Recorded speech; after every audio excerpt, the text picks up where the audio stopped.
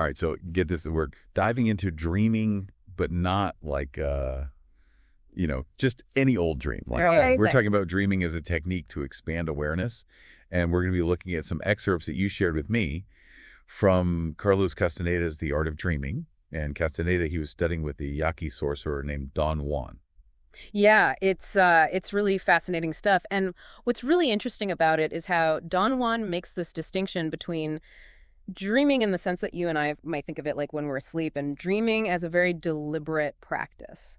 So it's not about figuring out what that dream about showing up to work in your pajamas means. Not quite, no. Okay. It has more to do with, and Don Juan talks about this idea of the assemblage point. Okay. And this assemblage point is like an energy focal point, and it kind of determines how we actually perceive reality. Wow. So sorcerers, they believe that by shifting this assemblage point, they can actually experience completely different realities. Yeah, okay. I'm already hooked, but this is sounding a little bit like the Matrix to me, like Neo taking the red pill. Yeah, there are some parallels, for sure. But Don Juan's approach is less about escaping reality like in the Matrix, and it's more about fine-tuning your perception within the reality that we know. It's almost like accessing layers of awareness that are usually hidden from us. So if we're usually perceiving reality on one setting, dreaming is like adjusting the dial to pick up a whole different frequency. Yeah, that's a really good way to put it. Okay, so how does this assemblage point actually work? Well, Don Juan describes it as a point of energy concentration, and he talks about it being in our luminous body. Okay. It's like a lens, and that lens focuses our awareness on a very, very specific band of energy, and then that creates the reality that we perceive. Hold on, luminous bodies, we're getting pretty out there. Yeah. But it is intriguing to think that our perception of reality might not be fixed, that there could be other ways of seeing the world. Exactly, and that's where we get into this idea of the 7 gates of dreaming. 7 gates. Okay, this sounds intense. What are these gates all about? Well, you can think of these gates like as stages of mastery in this dreaming practice. And Castaneda goes into great detail about the first 2 gates. Okay. And these gates have to do with developing what Don Juan calls dreaming attention. Okay. And so the first gate is about becoming aware of the exact moment you fall asleep, that transition state between waking and dreaming. So like being fully conscious as you drift off. Exactly. I can barely remember my dreams, let alone like control when I fall asleep. Yeah, it definitely takes practice. Okay. And then the second gate involves moving from one dream scene to another without waking up. That sounds a bit like Inception. Yeah. Jumping between dream levels. Yeah, there are some similarities there, and the goal is to consciously navigate the dream world. Okay. It's kind of like lucid dreaming, but with a very specific purpose. So these gates are all about training your awareness within the dream state. Precisely. Yeah. And as you progress through these gates, each gate leads to more profound experiences and abilities, and Castaneda even writes about encountering inorganic beings. Wait, inorganic beings? Like, what ghosts? Not exactly. Don Juan describes them as sentient beings, but they exist in a different energy configuration than humans. Okay. They're not bound by the same limitations of time and space as we are. So not ghosts, but maybe something like energy beings. Yeah, that's a good way to think about it. They exist on a different plane of reality, operating under a different set of rules. Okay, now we're getting into some seriously mind-bending territory. Mm-hmm. So how do sorcerers interact with these inorganic beings? Do they, like, summon them? It's more like attracting them. Yeah. Don Juan talks about setting energetic lures to draw their attention within the dream state. Okay. And Castaneda actually claims to have had encounters with these beings. Right. Not just in dreams, but also in the physical world. You saw them in real life. Yeah. Okay, now you've got my attention. This is where things start to feel a little spooky. Yeah, it definitely can challenge your perceptions of what is possible and what's real. And it raises a lot of questions about the nature of reality and our place in the universe. So what did Don Juan have to say about the dangers of interacting with these beings? Well, he stressed the importance of facing the unknown with courage and a very clear intention. Okay. And he warned against approaching them with fear because he believed that fear acts as a kind of energetic pathway that inorganic beings can exploit. So, like, fear is a beacon that draws them to you. You could think of it that way. Oh. And he actually gave Castaneda a very specific phrase to repeat when confronting these inorganic beings. Okay. And the phrase was, "I'm not afraid of you. Come to me if you come. I will welcome you. If you don't come, I will miss you." That's a bold statement. It is. So what you're saying is fear attracts unwanted attention, but courage can create a more positive encounter. Exactly. And this principle doesn't just apply to inorganic beings. It can be relevant in any situation where we're facing something unknown or challenging. Right. Think about it. When we approach something with fear, we tend to make ourselves more vulnerable. But when we approach it with courage and a clear mind, we're often able to navigate the situation much more effectively. That's a great point. So we've got assemblage points, 7 gates of dreaming inorganic beings, all pretty mind-blowing stuff. But how does all of this tie back to critical thinking? I mean, it's tempting to just dismiss all of this as, mystical mumbo-jumbo. That's a fair point, but I think Don Juan's teachings offer a really unique perspective on how to approach the unknown. He emphasizes the importance of questioning everything, including our own assumptions and beliefs. So instead of just accepting or rejecting these ideas outright, we should approach them with a healthy dose of skepticism, but also with a willingness to consider new possibilities. Exactly. Think about movie characters who are forced to question their reality. Right. You've got Truman in The Truman Show, realizing his whole life is a TV show, or Neo in The Matrix, choosing the red pill and discovering the true nature of his world. Right. These characters, they embody a certain kind of critical thinking that Don Juan really championed. So the idea is to cultivate that same spirit of inquiry and openness to new perspectives, even when faced with something that seems completely outlandish. Precisely. And by doing so, we might just discover that reality is far more complex and fascinating than we ever imagined. Now, that's a thought-provoking idea. We've covered a lot of ground already. What dreaming means in this context. The concept of the assemblage point, the 7 gates of dreaming, and these mysterious inorganic beings. Is there anything else Castaneda explored in his journey with Don Juan that you think is important to highlight? Definitely one key element that Don Juan emphasized was the idea of dreaming attention. Okay. And he described this as a separate and independent awareness that exists within all of us, just waiting to be activated. Wait, so it's not something we create, it's something we discover. Exactly. It's like a hidden sense that we can develop through practice. Wow. Don Juan compared it to a muscle. The more you use it, the stronger it gets. And this dreaming attention is what allows sorcerers to interact with those inorganic beings. Yes, and it enables them to navigate different realms of existence within the dream state. Don Juan believed that dreaming attention is essential for maintaining control and avoiding getting lost in those other worlds. So it's like a compass and a lifeline, all in one. Precisely. It's a crucial element of what Don Juan called the warrior's path.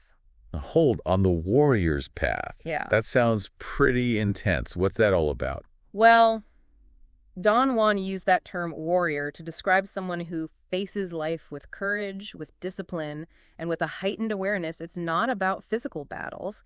It's about facing your fears, pushing your own limits. So more like a psychological warrior. Exactly. Someone who's constantly challenging themselves to grow. Exactly. It's about conquering those inner doubts and becoming the master of your own perception. I like this. So how does dreaming fit into this whole warrior's path idea? Well, Don Juan taught that dreaming is a way to break free from the limitations of how we normally perceive things and expand our awareness. It's about venturing into the unknown, exploring new possibilities. So it's almost like using the dream state as a training ground for developing those warrior qualities. Precisely, it's about cultivating courage, discipline, and flexibility in your perception, all of which are essential for navigating the challenges of life. That's a pretty empowering concept. But Don Juan also warned about the dangers of getting lost in the dream state, right? How do you balance that with this idea of exploration and growth? That's a great question. Don Juan emphasized the importance of balance and control in dreaming. He said that just as a warrior needs discipline to wield a sword effectively, a dreamer needs discipline to wield their dreaming attention. So it's not just about letting your mind wander aimlessly in the dream state. There's an art to it. Absolutely. Don Juan taught that you need a clear intention and a strategy for navigating the dream world. Otherwise, you risk getting lost in the labyrinth of your own mind. So what kind of strategy did he suggest? What's the map and compass for the dream world? One of the key tools that Don Juan gave Castaneda was the concept of a dreaming double. A dreaming double? Okay, now I'm really intrigued. What is that? Don Juan taught that it's possible to create an energetic copy of yourself in the dream state, a second self that can act independently. So like an avatar in the dream world. Exactly. This dreaming double can explore different parts of the dream world, interact with other dream beings, and even gather information that you can bring back to your waking consciousness. That's incredible. It's like having a scout or a spy operating in the dream realm. Precisely. Don Juan emphasized that the dreaming double can be a powerful tool for expanding your awareness and overcoming your limitations. He even said it can help you face your fears and confront challenges in a safe, controlled environment. So it's almost like a training simulator for the warrior's path. You can practice facing your fears and developing your skills in the dream world before applying them in waking life. Exactly. It's a fascinating example of how Don Juan blended ancient wisdom with what we might consider modern psychological concepts. That makes a lot of sense. But all of this talk about dreaming doubles and other realms of existence does raise a pretty big question. How do we know what's real and what's not? If we can create entire worlds in our dreams, how do we tell those dream realities apart from our waking reality? That's a question that has puzzled philosophers and scientists for centuries. Don Juan didn't offer any easy answers, but he did suggest that the line between real and unreal might not be as clear-cut as we tend to think. So he's challenging our very definition of what's real. Exactly. He suggested that what we perceive as reality is just a construct of our senses and our beliefs.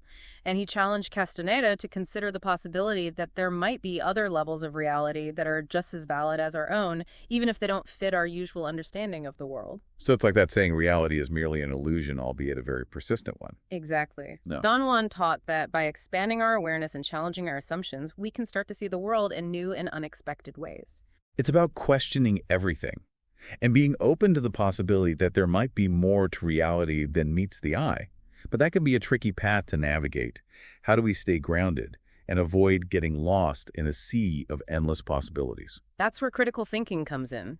Don Juan constantly emphasized the importance of questioning everything, including your own experiences. It's about finding that balance between openness to new possibilities and a healthy dose of skepticism.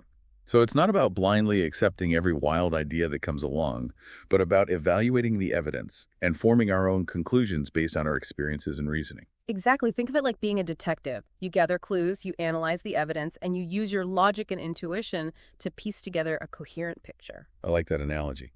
So how do we apply this detective mindset to exploring the dream world? What are some of the techniques Don Juan taught for gathering information and insights from our dreams? One of the key techniques Don Juan taught Castaneda was called stalking. Stalking. Okay, that sounds a bit intense. Don Juan used the term stalking, metaphorically, to describe a way of approaching the dream world with a sense of purpose and precision. He said that just as a hunter stalks their prey, a dreamer can stalk their dreams, carefully observing details and looking for clues that might reveal hidden meanings or insights.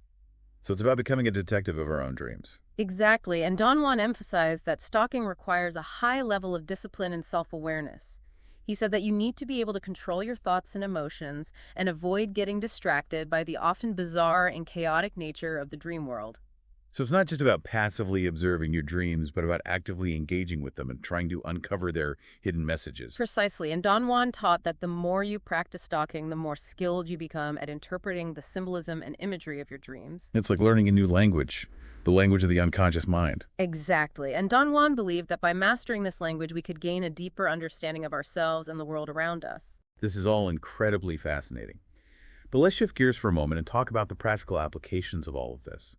If we could train our dreaming attention, like sorcerers, what kind of real-world impact could that have? What could we actually do with this knowledge? That's a great question. While Don Juan focused on the spiritual and philosophical implications of dreaming, some researchers believe these techniques could be used to enhance creativity, problem-solving, and even physical healing. So we could potentially tap into the power of the unconscious mind to unlock new ideas, find solutions to complex problems, and even promote our own well-being. Exactly. Some scientists believe the dream state is a kind of incubator for creativity and innovation.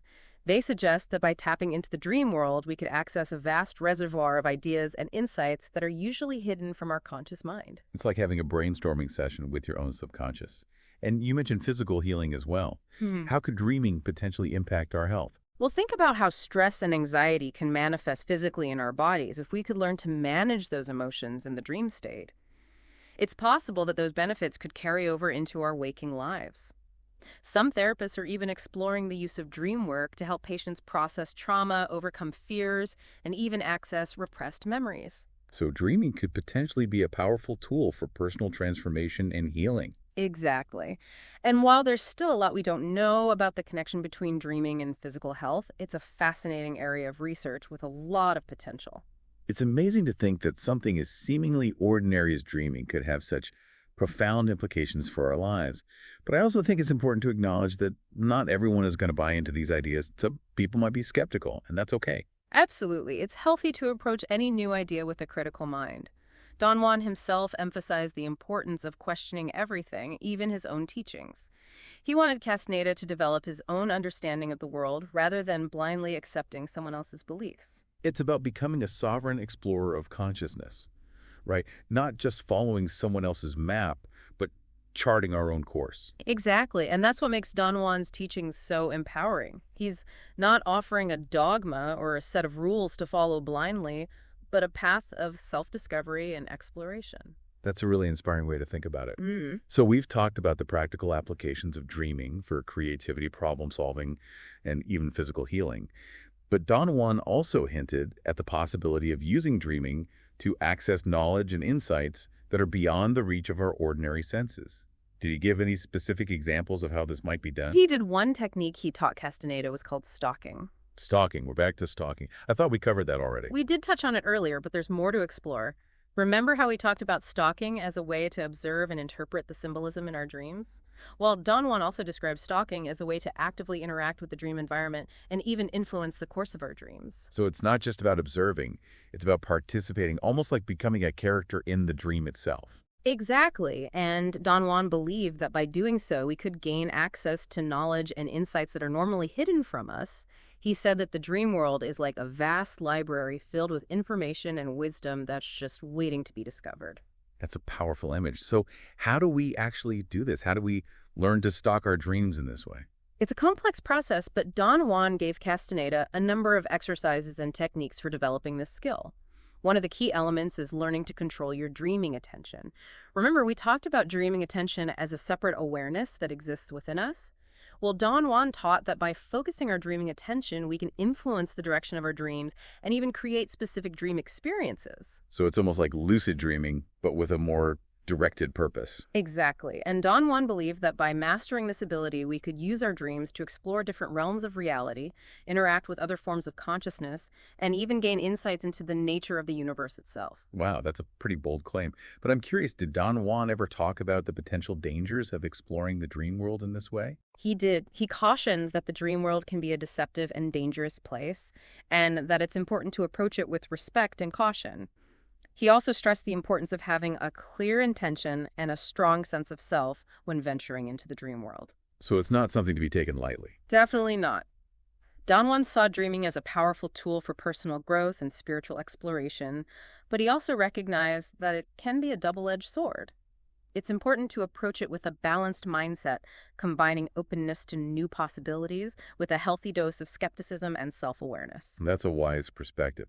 We've covered a lot of ground in this deep dive, from the basics of dreaming to the concept of the assemblage point, the 7 gates of dreaming inorganic beings, and even the idea of stalking our dreams to gather knowledge and insights.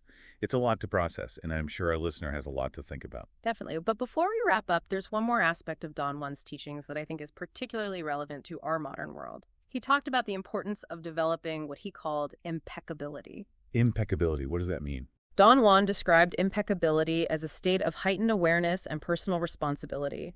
It's about living your life with integrity, purpose, and a commitment to excellence in all that you do. So it's not just about what you do, but how you do it. Exactly. Don Juan believed that impeccability is essential for anyone who wants to walk the path of a warrior and achieve true mastery in any field. And how does this concept of impeccability relate to dreaming?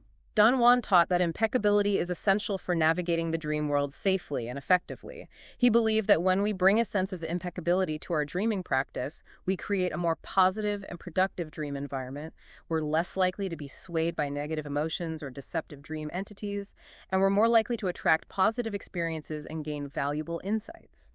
That makes a lot of sense. Yeah. So impeccability isn't just about being a good person. It's about cultivating a state of mind that allows us to navigate the complexities of life with greater awareness, skill, and effectiveness. Exactly. And Don Juan believed that by developing impeccability in our daily lives, we can create a ripple effect that extends into our dreams and even beyond. That's a powerful idea. Yeah. That's a powerful idea. So we've talked about the practical applications of dreaming for creativity, problem solving, and even physical healing. But Don Juan also hinted at the possibility of using dreaming to access knowledge and insights that are beyond the reach of our ordinary senses. Well, we've covered a lot of ground in this deep dive, from the basics of dreaming to the concept of the assemblage point, the 7 gates of dreaming inorganic beings, and even the idea of stocking our dreams to gather knowledge and insights. Yeah, and we've seen how Don Juan's teachings, while rooted in ancient wisdom, offer surprisingly relevant insights for navigating the challenges of our modern world. Exactly whether or not we fully embrace the idea of sorcerers and alternate realities, there's a lot we can learn from Don Juan's emphasis on self-awareness, critical thinking, and pushing the boundaries of our perception. You know, his teachings challenge us to question our assumptions, to explore the unknown with courage and a clear mind, and to recognize the power we have to shape our own reality. And if we dare to take that leap, who knows what amazing possibilities might unfold? Maybe we'll tap into a wellspring of creativity we never knew we had, or find solutions to problems that have long seemed unsolvable. Or perhaps we'll discover that reality itself is far more fluid and mysterious than we ever imagined. And on that note, I'm going to make a bold prediction. I think in the next decade, we're going to see a huge surge of interest in the power of dreams and the exploration of consciousness.